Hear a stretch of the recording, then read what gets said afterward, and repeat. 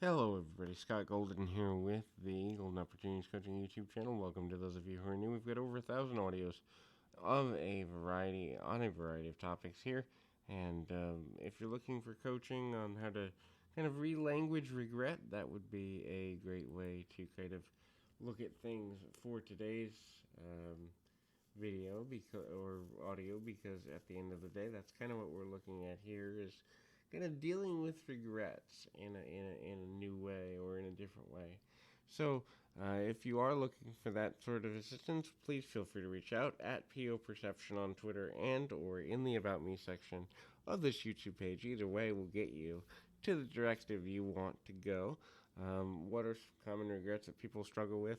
The first is kind of childhood regret, in the sense of either not taking as many chances or coming from a family that doesn't give us the support we want. I think more than ever before, certainly in this generation and in the previous generations, the last two generations or so, parenthood is something that many people are biologically capable of, obviously, but emotionally they're not necessarily ready for that responsibility, that emotional connective, and the difficulties associated with that. And so what happens is there's many people who look and go, I wish I had different styles of parents, or more supportive parents, or more engaged parents, or less neurotic parents, or narcissistic parents. And so that can be a regret. But here's the thing, the person you are as a result of dealing with poor parentage can also make you, you know, the very a better parent yourself at some point, but also can make you grateful for the things you do have later in life. So there's a way to relanguage that, and it's super important to consider doing that if you've struggled in that way. The next is not taking advantage of dating when we're younger. You know, a lot of times, certainly for teenagers and even into the mid-20s for some people, social interaction can be extremely difficult, especially if an individual is dealing with things like social anxiety or issues in that general area. And so what happens is we begin to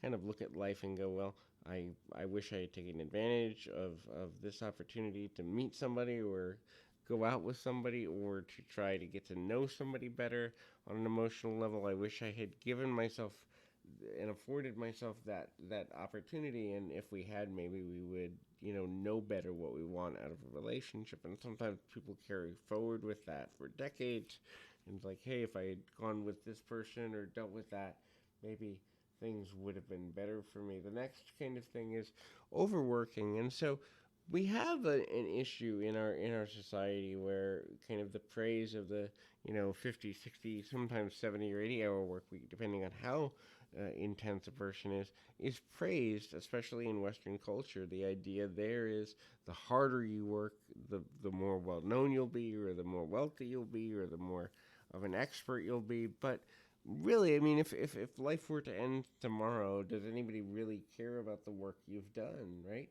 And so it's not a bad thing to be a hard worker or to be industrious. Certainly, it's a good thing to have those tendencies, but at the same time, within some level of balance, because sooner or later, you're going to be confronted with the reality that no one other than you is going to view the work that you've done as strong or as valuable as theirs.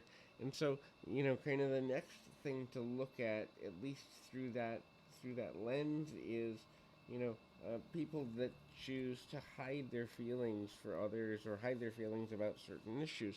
And I think this is less of a regret for this generation than before. Many times, because now living in a more socially conscious and social justice and right to freedom of expression related society than previous generations, I think we're in some ways less prone to offend somebody, so we're more sensitive. But at the same time, there are a secondary group of people who might even be more offensive because they're like, it's my right to say how I feel. And so this is less of an issue than it was, let's say 20, 30 years ago in some cultures or in some ways, but more of an issue in others. And so finding a way to not hide feelings or hide emotions is an issue. But what generally happens is we regret what we don't say when we're younger, and then that leads to kind of an outspokenness as we age. The loss of friends or having less close friendships is another regret for lots of people, especially when we are dealing with feelings of need or social isolation.